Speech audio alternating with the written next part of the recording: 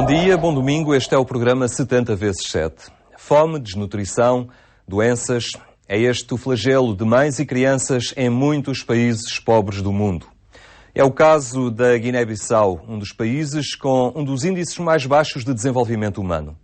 A Igreja Católica, presente neste território há mais de 4 séculos, leva numa das mãos o Evangelho, na outra o trabalho social para a promoção deste povo. Na Diocese de Bafatá, a Casa das Mães é um porto de abrigo na luta contra a mortalidade materno-infantil. Mas mesmo quando se consegue ter alguma qualidade na maternidade, os recém-nascidos são presas fáceis da fome e da desnutrição. O programa 70 vezes 7 testemunhou, na Diocese de Bafatá, a luta da Igreja Católica contra a desnutrição infantil.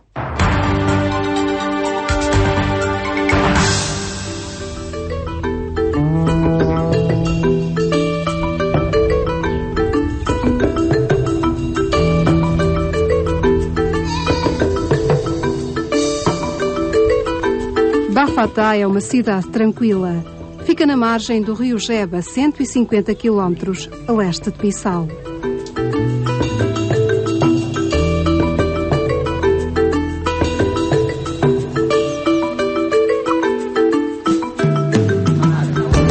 A azáfama das ruas da periferia da cidade contrasta com a calma do centro histórico, onde predominam as casas coloniais abandonadas e em avançado estado de degradação. Aqui nasceu o herói da independência nacional, Amílcar Cabral. Bafatá é a segunda maior cidade da Guiné-Bissau e desde 2001 que é também a sede da segunda diocese deste pequeno país africano. Até esta data, Bissau era a única diocese do país.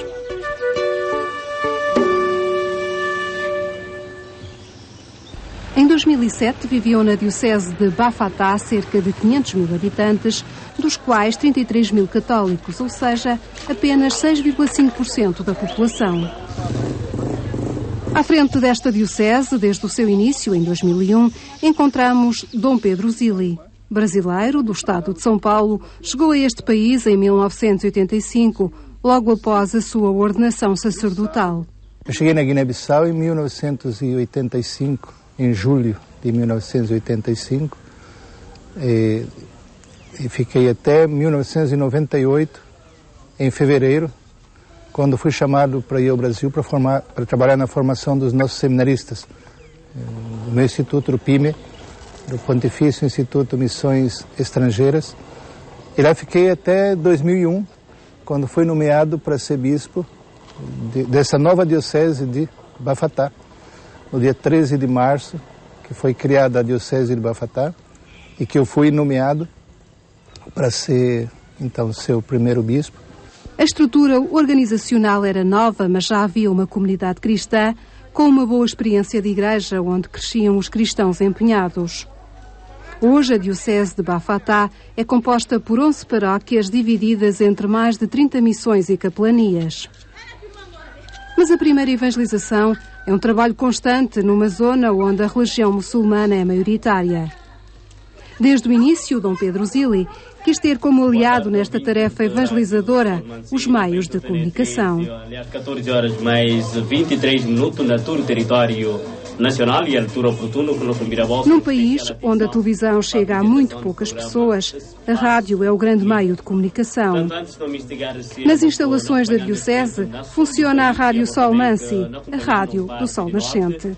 Uma rádio diocesana feita por voluntários que cobre todo o país. Os correspondentes são 50 para aí e estão em todo o território. E me lembro quando houve eleições presidenciais, era bonito ouvir. Está lá na Tabanca, nesse bairro mais longe, lá numa ilha, tinha lá, as eleições aqui estão a correr assim, as pessoas chegaram, estão em... Essas coisas. Davam notícias de como corriam as eleições com o telemóvel, que foi uma coisa boa que trouxeram para Guiné-Bissau. Então a Rádio Sol Mansi faz um grande trabalho e se define uma voz de paz na Guiné-Bissau, não é? Então tem insistido muito sobre a questão da paz, da reconciliação, essas coisas fundamentais, não é? Na África, em todo mundo, mas questão da paz.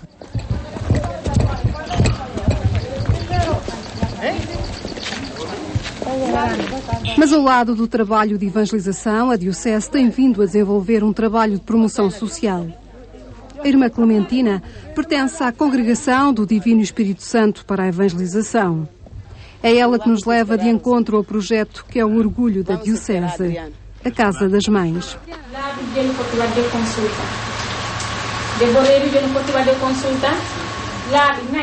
Esta é uma casa que ajuda a nascer. Recebe grávidas em risco. Mulheres com baixo peso, com anemia, com gravidezes precoces, com inúmeras gravidezes. Um trabalho que começa nas tabancas, ou seja, nas aldeias, onde o acesso à informação e à formação é escasso. Fomos nós que fomos ao encontro delas e temos aqui a animadora que foi para Tabancas, sempre, todos os dias da semana, foi para Tabancas fazer a sensibilização, visita doméstica e de lá que trazeram as mulheres que têm esses problemas. E também, de outras partes, as parteiras encaminharam essas mulheres para aqui. Bom. O SAI é animadora nesta casa e percorre as tabancas para sensibilizar as grávidas para a importância da alimentação, da higiene, o perigo das doenças sexualmente transmissíveis ou a importância das consultas médicas durante a gravidez. Precisam muitas vezes da formação. Sabes que na comunidade a gente tem um nível muito baixo, para fazer eles perceberem é um pouco difícil, né? Mas com tanta vontade que nós temos, tanto empenho, né? Vontade que eu tenho, costumo fazer esse trabalho todos os dias com elas. Só os casos mais graves são reencaminhados para esta casa.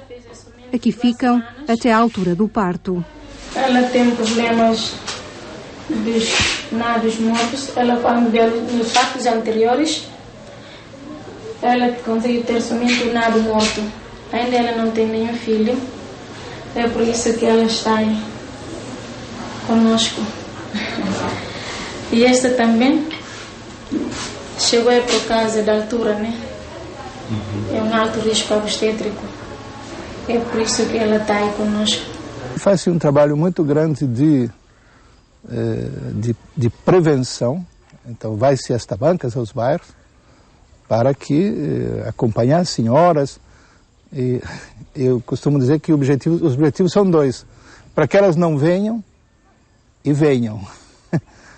Não venham porque se podem ficar lá sendo acompanhadas, não precisar vir às casas das mães e resolver o problema lá. Mas aquelas que precisarem, que venham. E se não houver essa animação, elas acabam não vindo. Então, acho que esse objetivo é importante, esse de animação, de melhorar a condição das mulheres para que elas possam dar à luz com mais tranquilidade, mais dignidade. Ao chegarem a esta casa, é-lhes dada formação a vários níveis, desde a informação sobre os alimentos mais nutritivos e a forma de os confeccionarem, até cursos de costura. A Casa das Mães está instalada no próprio terreno do Hospital Regional de Bafatá, uma forma de responsabilizar as entidades civis pela saúde destas mulheres. Os médicos estão mais próximos, os médicos e o pessoal do hospital, mas mais do que isso, para responsabilizar o Ministério da Saúde, a saúde pública. Porque se construirmos no território da missão, é coisa dos pares, das irmãs. Logo que haja sinais de parto, as mulheres são reencaminhadas para a maternidade que fica em frente da Casa das Mães. O projeto é feito a pensar na saúde da mãe e da criança. Os resultados expressam-se na redução da taxa de mortalidade materno-infantil. Temos menos os óbitos maternos que tinham antes, porque se a pessoa é detectada nas tabancas e trazida para a Casa das Mães, já tem um tratamento específico.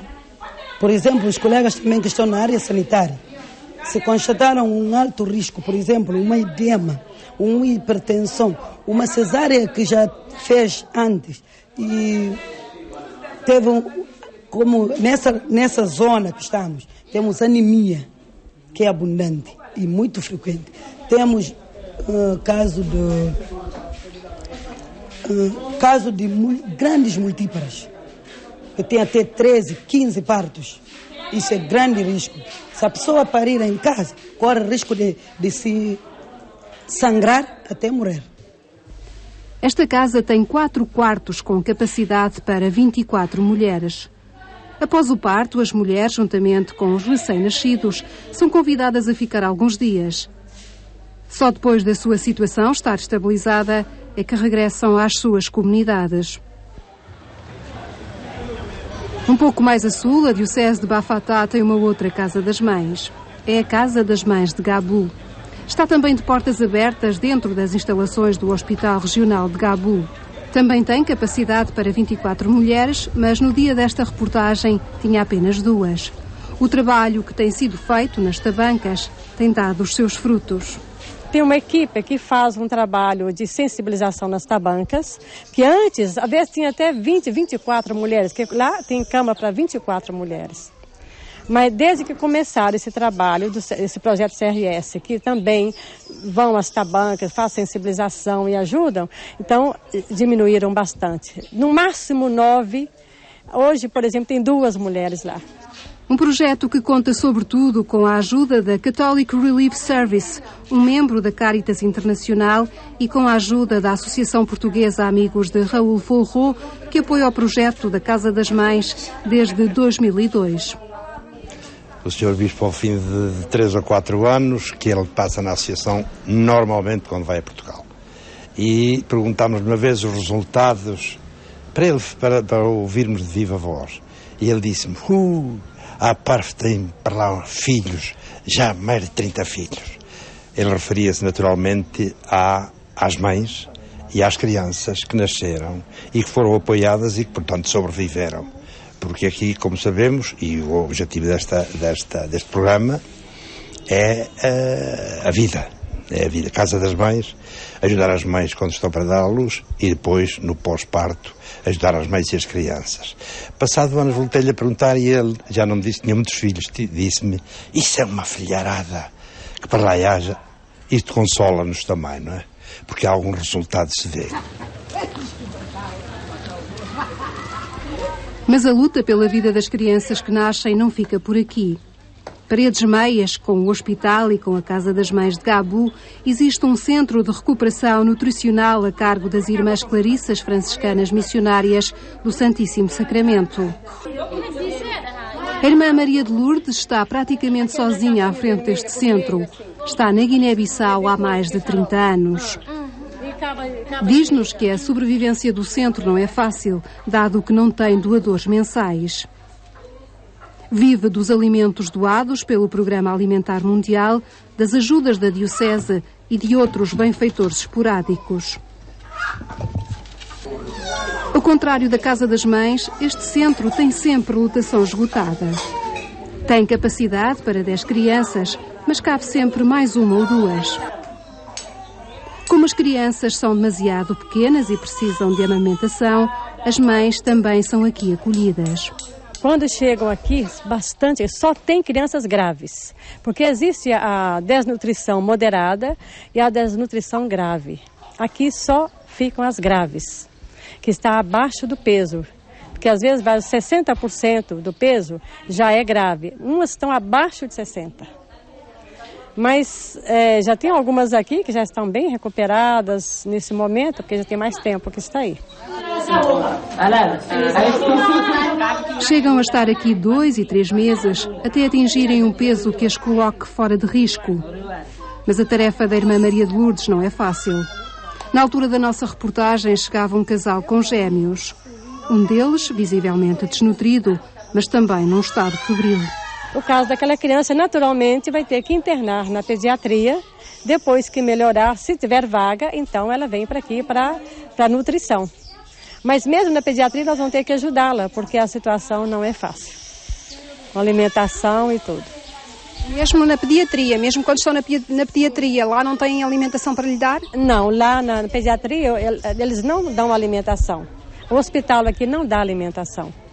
E tem alguns casos que nós ajudamos a alimentar, porque se a criança está ali sendo medicada, mas sem alimentação, não resolve o problema.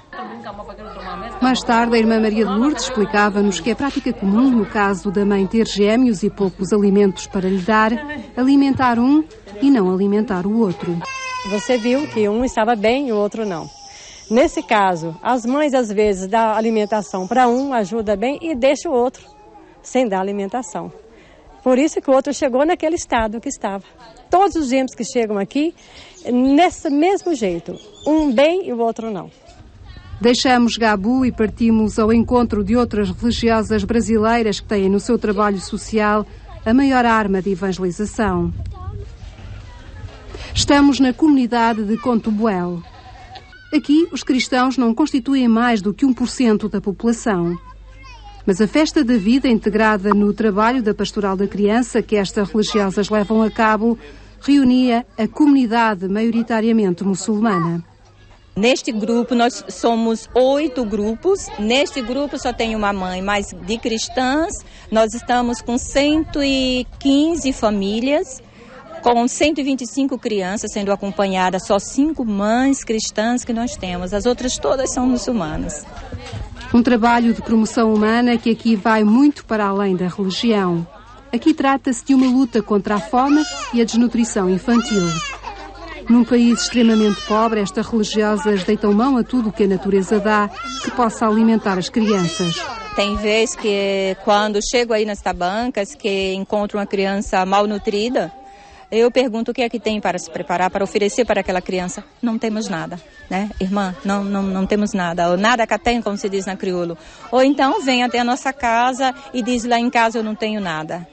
Mas eu também quero oferecer para que aquela mãe também possa procurar alguma coisa para sobreviver, além de sair para pedir. Então eu ofereço para ela, às vezes, o que tenho, né, em casa, até que ela providencie algo para tirar seu filho da desnutrição. E ajudamos na preparação da papa. Não dependemos de uma papa que vinha de fora, assim, para desenvolver o nosso trabalho. Utilizamos os produtos locais, o feijão, os farelos de arroz, as sementes de frutas, de legumes, e a própria mandioca, para fazer alguma coisa para melhorar a alimentação do dia a dia. Desenvolvem este trabalho há 3 anos e hoje é com orgulho que nos apresentam crianças que aqui chegaram completamente desnutridas, mas nas quais hoje mal conseguimos identificar os sinais dessa desnutrição. O Seiko é uma criança muçulmana da etnia Mandinga, eles estão bem aqui perto da gente. E eu notei que quando passava em frente à casa do Seiko, ele sempre quietinho, muito quieto, não falava, não... Aliás, até hoje ele pouco fala. Mas, de repente, como a Pastoral da Criança estava sendo fundada ali, nós resolvemos colocar o Seiko no caderno, lançar que a líder dele não sou eu, é a Mariama, ela também é muçulmana. E nos primeiros anos, a família não muito tentava acompanhar. Mas depois de 1 ano e meio, 2 anos, que a família foi começando a perceber que o Seiko estava começando a ganhar peso, estava mais bonito, a pele começava a sorrir. Então eu acho que eles acreditaram na pastoral e disseram assim, nós vamos pegar texto. Um orgulho para o bispo diocesano que vê neste trabalho os verdadeiros samaritanos dos quais fala o Evangelho.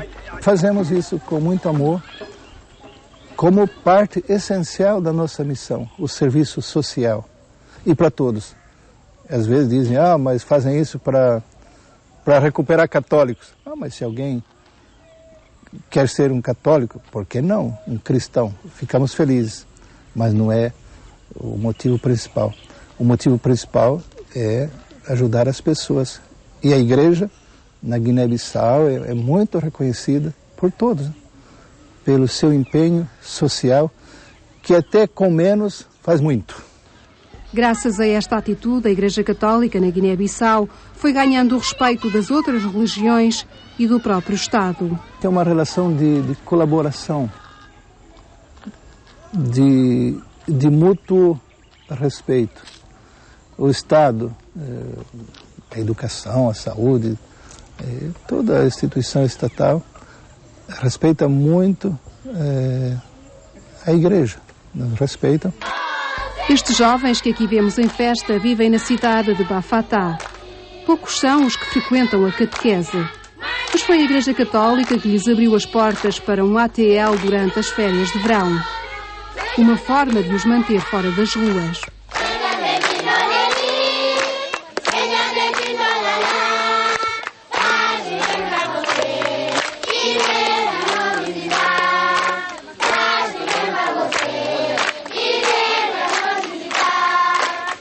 O Jumba Fatá, uma palavra que quer dizer convívio, fechava os dias de atividade. Presentes católicos e muçulmanos a cantar numa só voz, a que se juntou o próprio governador de Bafatá. Retrato de uma geração que está a crescer na Guiné-Bissau, num clima de cooperação e tolerância política e religiosa.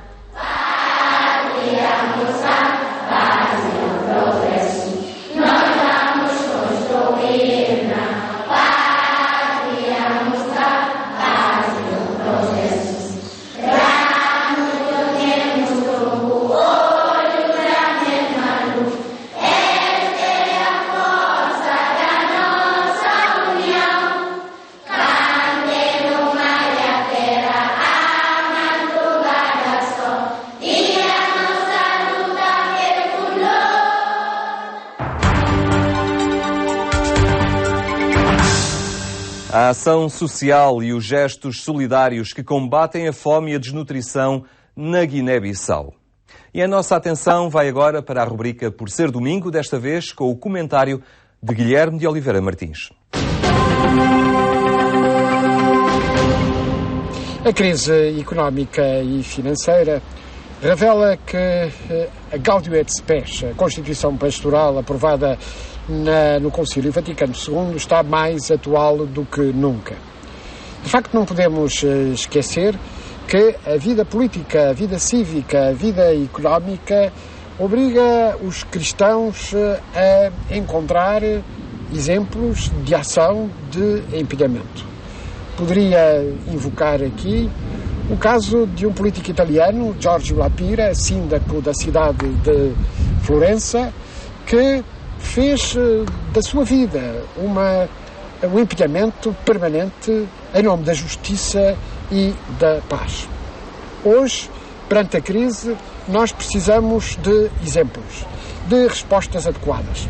Respostas que apontem para a justiça distributiva, para soluções que permitam, afinal, garantir que a sociedade não é uma sociedade dominada apenas pelo mercado e pelo seu fundamentalismo, mas dominada pela dignidade da pessoa humana e pela forma de a realizar.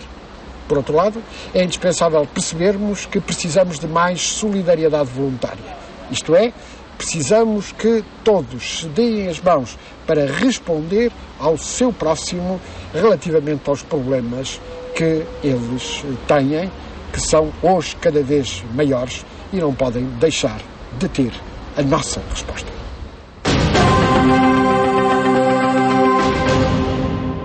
Ficamos por aqui, mas um novo encontro fica desde já marcado para de hoje a 8 dias. Até lá, tenha um bom domingo e uma ótima semana.